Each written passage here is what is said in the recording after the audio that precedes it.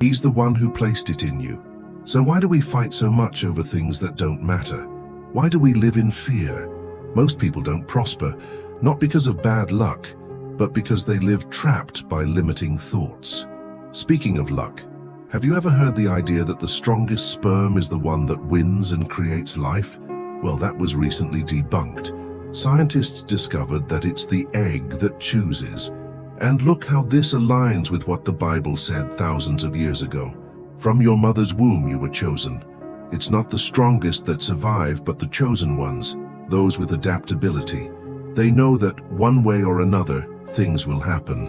Why am I talking about turning points? Because every small turning point in my life, which once seemed insignificant, I now see as extraordinary. My father was a public servant, retired in that role. My mother worked as a cleaning lady. I spent my entire education in public schools, with a few rare exceptions of short periods in private schools.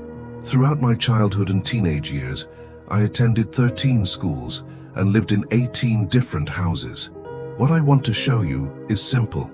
Everything around me, from my upbringing to my family's expectations, seemed directed toward a single path. My father insisted that I buy study guides and focus on preparing for civil service exams. But my life took another direction. And it was in that shift that everything began to change. When I was a child, my father had a clear dream for me. He wanted me to become a public servant. He believed in the stability and security of such a career, but by the age of 12, I already knew I didn't want that. It was around that time that a book changed my worldview, Rich Dad, Poor Dad by Robert Kiyosaki. This book was a turning point for me. It introduced two types of mindsets: the poor dad mentality, focused on stability, and the rich dad mentality, focused on prosperity and growth. At the same time, I had a friend whose stepfather seemed to personify the rich dad from the book. While my father symbolized the pursuit of security, his stepfather was a living example of a prosperous mindset. This contrast deeply unsettled me. I remember a specific incident. My friend and I decided to repair his car ourselves. We bought plastic filler, sanded, hammered, and with a lot of effort did the bodywork. Proud of our work, we showed it to his stepfather, Sydney, expecting approval, but he looked at it and said something that shook us. "This is not the secret."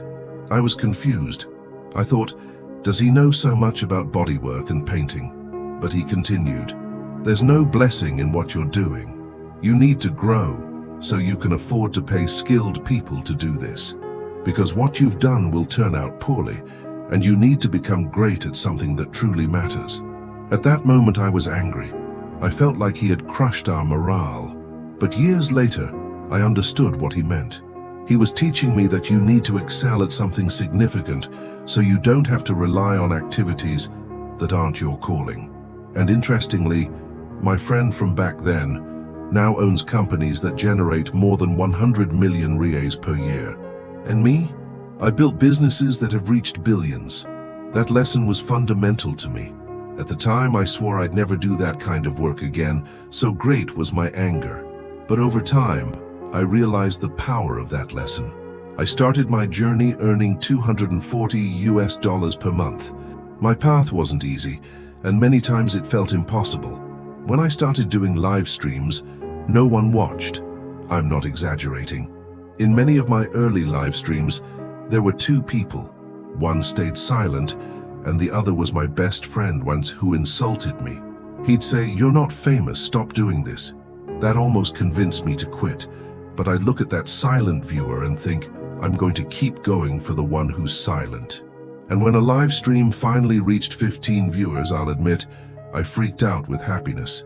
It was a milestone, a moment that showed me effort starts small but can grow. That growth comes from persistence and the courage to keep going, even when no one believes in you. I'll never forget that Saturday when I spoke live to 15 people. 15. I went crazy. I thought, 15 people took time to watch me. That was a defining moment for me. But here's the truth, it was never about luck. I know some might be thinking, it was God. And yes, God is involved. But let me explain something important. God doesn't have favorites. He has something called favor. and God's favor is for those who obey. When you obey what He puts in your heart, things move faster. Let me share something recent with you. 3 days ago, I went to the United States. I was on a Gulf Stream, and something miraculous happened. We arrived in less than 7 hours. Never in any jet flight had that happened before. We always make a stop, and the flight time is at least 8 hours. But this time, it was different. When we landed, I asked the pilot what was that, and he laughed and replied, tailwind. The wind was pushing the aircraft toward the United States, and the plane was lighter, allowing us to fly from Sao Paulo to Orlando in record time. I thought, this is impossible. But when we touched down, the explanation became clear. Favor was on our side. God's favor is like that wind. It pushes you forward, but it only works for those already on the journey. You can learn all the techniques, follow every strategy, but you need to be in motion. Repeat after me.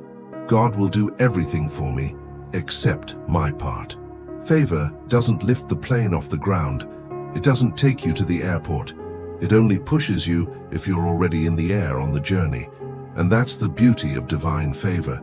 It finds you when you're in action. But you know what's interesting? Many people have been programmed to think that extraordinary results are just luck or cheating. When someone achieves success, there's always someone saying, "Oh, they must have cheated. It was a scheme." That's because it's easier to criticize than to accept that progress requires consistency and effort. I remember when I started advancing in my career, there was always someone saying, "Oh, his dad must have connections." Funny enough, my dad had never even stepped foot in that place. People don't respect consistent and progressive results. They prefer to make excuses to justify why they're stuck in the same spot. And here's the key. You need to tune your mind to the right frequency. Think of a radio. It only picks up the station it's tuned to. Why do so many people hear messages of transformation but can't apply them? Because their brains aren't set to the right frequency.